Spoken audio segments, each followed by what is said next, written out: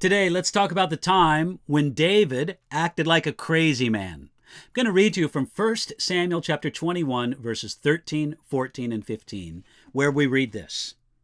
So he changed his behavior before them, pretended madness in their hands, scratched on the doors of the gate, and let his saliva fall down on his beard.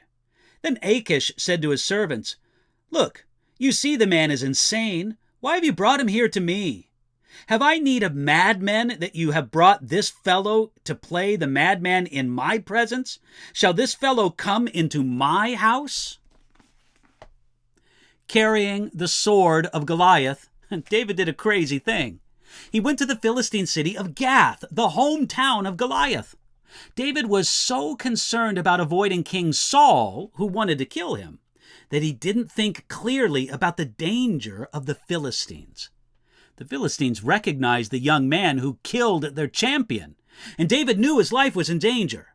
To get himself out of the problem, David pretended madness in their hands.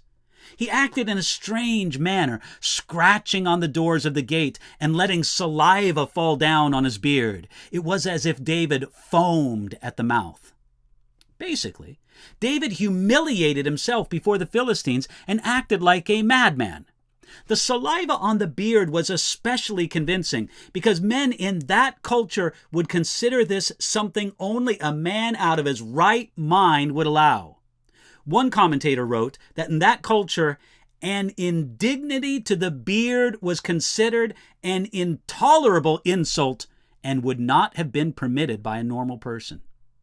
Well, David's plan worked.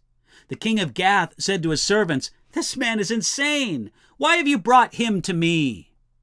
Achish decided that this wasn't David after all, or if it was, he was such a pathetic specimen that he may as well let him go. Now, was David walking in the spirit or in the flesh when he pretended madness?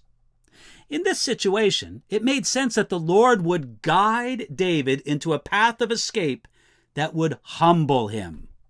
When David tried to protect himself with lies and tried to find refuge among the ungodly, he really was acting crazy.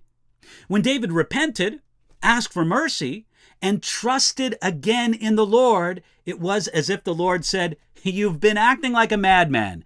Keep the act going, and I'll get you out of this."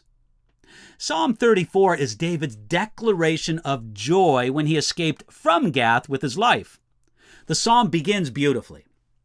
"I will bless the Lord at all times. His praise shall continually be in my mouth. My soul shall make its boast in the Lord. The humble shall hear of it and be glad. Oh, magnify the Lord with me, and let us exalt his name together. I sought the Lord, and he heard me and delivered me from all my fears." That's the first 4 verses of Psalm 34. It shows us that David was amazed with gratitude to the Lord when he was able to escape from Gath by acting like a madman. David was especially joyful because God got him out of a mess that David made for himself. God's amazing goodness is shown when he delivers us when we don't really deserve it.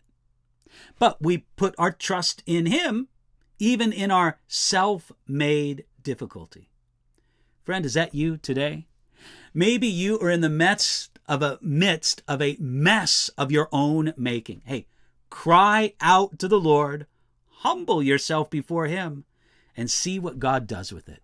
You can put that kind of trust in the Lord today.